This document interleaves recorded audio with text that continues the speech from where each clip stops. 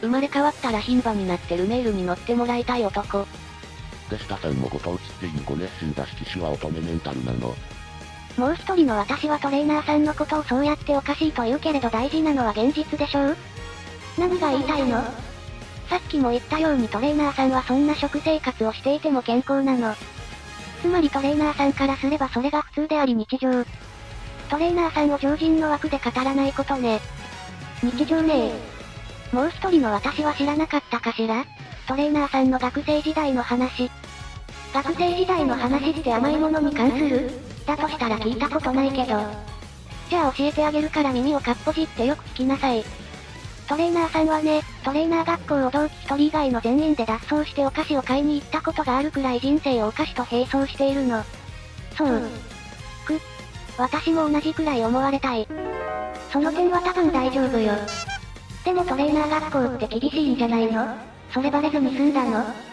当然即バレしたってトレーナーさん言ってたけど。まあ情熱は伝わってきたわ。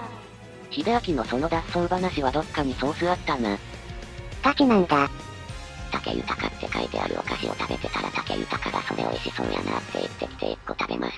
と返した話もあるがこっちはソースなし。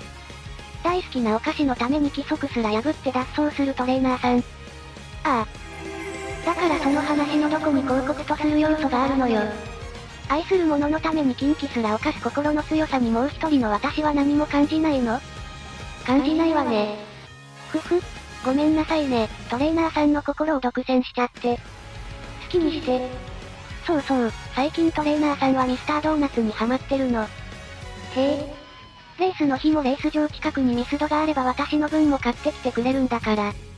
レース前にミスド？それはダメでしょ。さすがに食べるのはレース後よ。レース前はビスコとコーヒーってもう一人の私も知ってるでしょ？まあね。もしかしてミスド買ってくるとレース買ってくるをかけているのかしら？でも験担ぎをしないのが験担ぎってトレーナー言ってた気がするんだけど。私たちのチームリーダーが験担ぎをしないのだってトレーナーのそれのせいでしょ？タルマエさんの験担ぎはともかくトレーナーさんはミスドが好きだから買ってくるだけよ。だから験担ぎじゃないわ。そう。ドーナツへの愛を感じるわよね。そこにもう一人の私はシンパシー感じてるでしょ。当然よ、甘いものを愛する人に悪い人はいないもの。そうかしら。それに、まだあるの？甘いもの好きということは甘いものに惹かれる。まあそうね。そして私は甘い。確かにトレーナーに対してゲロ甘だけど。つまりトレーナーさんが私を好きになるのは必然。それ自分で言うの？でも安心してもう一人の私、甘いものばかりでは体に良くないって私も理解はしているから。つまり、だから私がトレーナーさんをちゃんと管理してあげないと。もう勝手にやってて。ミルビーって面白い人だからその要素をぶち込むとスキルもたる前も面白くなっちゃう。当たり前だろ、俺がストロングマンって名付けたんだから。